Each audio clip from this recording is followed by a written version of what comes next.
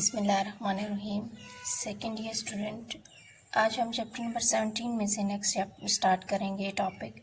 हमारे पास है आज का टॉपिक स्ट्रक्चर ऑफ न्यूरॉन। सबसे पहले आपको जो है न्यूरॉन का पता होना चाहिए कि न्यूरॉन क्या होता है। Neuron is the basic structural and functional unit of nervous system.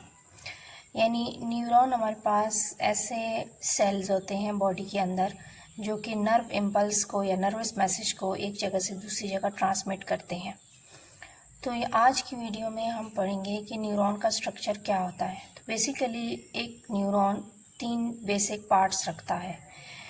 तो वो है cell body, dendrites and exons.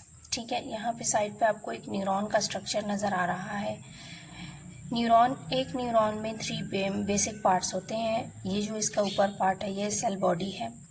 Dendrites जो हैं ये जो सेल बॉडी से निकलने वाली साइटोप्लाज्मिक एक्सटेंशन है, इनको डेंड्राइट्स कहते हैं।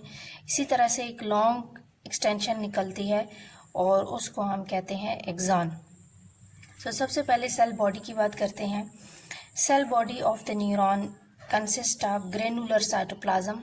ठीक है, यहाँ पे आपको साइटोप्लाज्म नज़र आ रहा है। ग्रेनुलर साइटोप्लाज्म में स्मॉल ग्रेनुल्स प्रेजेंट होते हैं उसमें, कवर्ड बाय सेल मेम्ब्रेन। ठीक है, और इसके अंदर एक लार्ज न्यूक्लियस होता है जिसके अंदर फिर एक स्मॉल न्यूक्लियोलस भी होता है। इसके अलावा डिफरेंट ऑर्गेनेल्स जैसे गोल्जी अपरेटस, माइटोकॉन्ड्रिया और अदर ऑर्गेनेल्स भी प्रेजेंट होते हैं। इसके साथ साथ यहाँ इनके अंदर जो है निसल्स बॉडीज़ होती हैं। निसल बॉडीज़ क्या हैं? राइबोसोम्स का ग्रुप होता है जो रफ एंडोप्लाज्मिक रेटिकुलम के साथ अटैच होता है। ठीक है, and along with it neurofibrils are also present. So ये तो हो गया सबसे पहले सेल बॉडी के बारे में कि cell body of the neuron consist of cytoplasmic granular cytoplasm and covered by the cell membrane. अब जो नेक्स्ट इसका पार्ट होता है वो होते हैं डेंड्राइट्स, जिसको ग्रीक वर्ड डेंड्रॉन से निकला हुआ है जिसका मतलब होता है ट्री। चूँकि ये ब्रांचेस टाइप होती हैं इसलिए इनको डेंड्राइट्स कहते हैं। डेंड्राइट्स शॉर्ट यानी कि साइज़ में बहुत छोटी ले और थिन होती हैं। ये साइटोप्लाज्मिक एक्सटेंशंस हैं जो कि स्टिमुलाई को रिसीव करती हैं and conduct the impulses toward the cell body. अब यहाँ पर आपको एक डायग्राम नज़र आ रही है, मैंने छोटी सी रफ सी डायग्राम बनाई है। ये बीच में जो है सेल बॉडी है। ठीक है, और यहाँ पर आपको नज़र आ रहा है कि मैंने साइटोप्लाज्मिक एक्सटेंशंस बनाई हुई हैं, ट्री लाइक ब्रांचेस बनाई हुई हैं, इनको डेंड्राइट्स कहते हैं।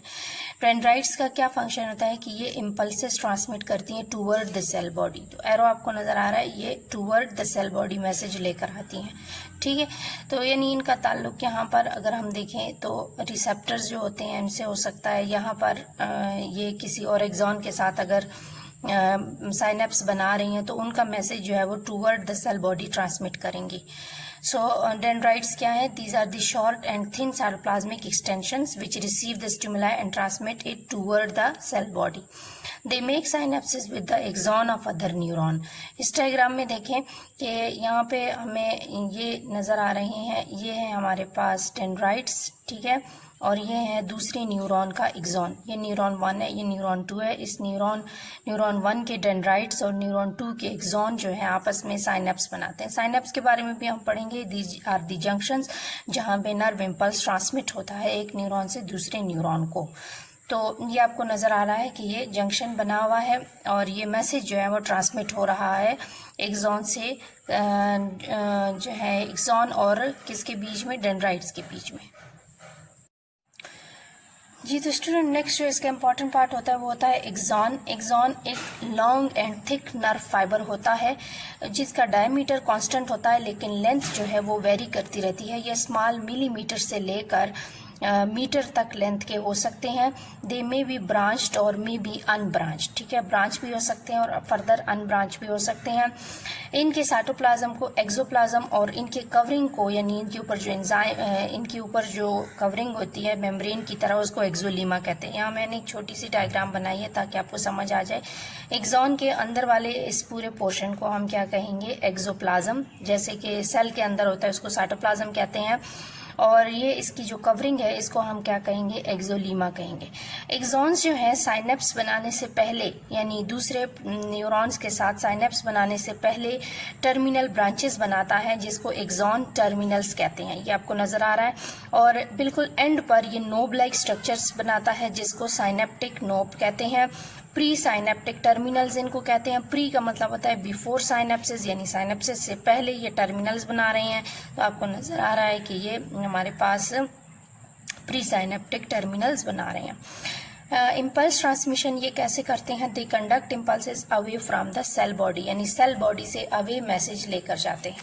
अब आप इस डायग्राम में देखें, यहाँ पर आपको मैंने एक बिल्कुल सिंपल सी डायग्राम के ज़रिए समझाया हुआ है। यहाँ पर आपको नज़र आ रहा है ये हमारे पास डेंड्राइट सेल बॉडी मैंने बीच में बनाई हुई है, डेंड्राइट बनाया हुआ है और एक तरफ एक्सॉन बनाया हुआ है।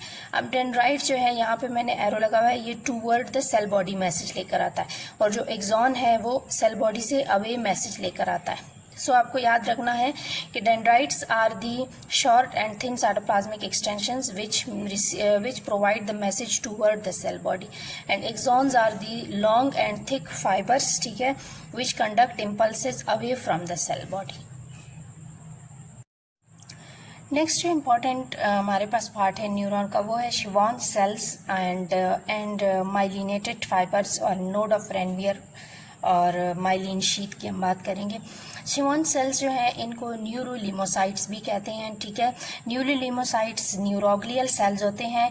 न्यूरोग्लियल सेल्स ऐसे सेल्स होते हैं जो कि प्रोवाइड करते हैं न्यूरॉन को nourishment and protection so that they remains alive, यानी इनको ज़िंदा रखने के लिए, इनकी सपोर्ट के लिए जो सेल्स होते हैं, न्यूरॉन की सपोर्ट के लिए जो सेल्स होते हैं उनको न्यूरोग्लियल सेल्स कहते हैं, जो दूसरे वर्ड में जो है शिवॉन सेल्स भी कहलाते हैं।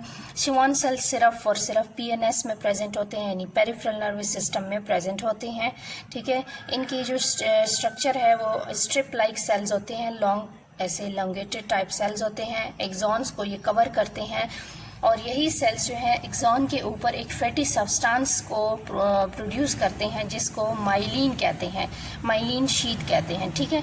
ये एक्सॉन्स को माइलिनेटेड बना देते हैं, जबकि दूसरी तरफ जो नॉन माइलिनेटेड होते हैं, यानी जिनके ऊपर माइलिन शीट नहीं होती, नर्व फाइबर्स, वो भी, उनको भी अलाइव रखने में ये इंपॉर्टेंट रोल प्ले करते हैं। So what are Schwann cells? Schwann cells are the neuroglial cells present only in the PNS. They are long strip-like cells which cover the axon, and they keep both myelinated and non-myelinated nerve fibers alive। अब myelinated और non-myelinated का मैं आपको समझाती हूँ। Myelinated fibres क्या होते हैं? वो नर्व फाइबर्स जिनके ऊपर फैटी सब्सटेंस मौजूद होती हैं, जिनको एक फैटी लेयर ने कवर किया होता है, जिसको माइलिन शीट कहते हैं। माइलिन शीट जिसने नर्व फाइबर के ऊपर होती है उसको माइलिनेटेड नर्व फाइबर्स कहते हैं। तो ये इसलिए होती है जैसे कि एक बिजली के तार के ऊपर जो है वो एक फर्दर एक इंसुलेटर के तौर पर कवरिंग होती है ताकि करंट वगैरह ना लगे। तो इसी तरह से चूंकि नर्व इम्पल्सेस जब जो है वो इम्पल्सेस एक जगह से दूसरी जगह बॉडी के अंदर ट्रांसमिट होती है, तो माइलिन शीट जो है एक्सॉन्स के ऊपर एज अ इंसुलेटर एक्ट करता है, ठीक है। सो एक्सॉन्स जो होते हैं वो यूजुअली माइलिनेटेड फाइबर्स कहलाते हैं। अब नॉन माइलिनेटेड पार्ट क्या होता है? नॉन माइलिनेटेड पार्ट जो होता है ये वो जगह होती है न्यूरॉन में जहाँ पे माइलिन शीट प्रेजेंट नहीं होता। ये बिटवीन द टू शिवॉन सेल्स ये जगह होती है, और इसको हम कहते हैं नोड ऑफ रेनवियर। इस जगह को हम कहते हैं node of Ranvier. Node of Ranvier का फंक्शन ये होता है कि इससे जो इम्पल्स होती है उसकी स्पीड ज़्यादा हो जाती है। अब वो कैसे होती है? अपने इस डायग्राम को देखें। इस डायग्राम में मैंने यहाँ पे, अब ये मेरे पास पूरी की पूरी एक्सॉन है, ठीक है, लेकिन इसके अंदर ये जो मैंने सेल बनाए हुए हैं, ये सेल क्या हैं? ये हैं शिवॉन सेल्स। इनके ऊपर ये जो ब्लैक मैंने ये कवरिंग सी की हुई है, ये कवरिंग जो है ये है माइलिन शीट, जो जिसने एक्सॉन को कवर किया हुआ है। लेकिन अगर आप गौर से इस डायग्राम को देखें तो माइलिन शीट ने पूरे के पूरे एक्सॉन को कवर नहीं किया, बल्कि कुछ जो पार्ट्स हैं वो अभी भी नॉन माइलिनेटेड है। ये जो रीजन है जहाँ पे ये माइलिन शीट प्रेजेंट नहीं है, ये रीजन जहाँ पे माइलिन शीथ प्रेजेंट नहीं है, इसको नोड ऑफ रेनवियर कहते हैं।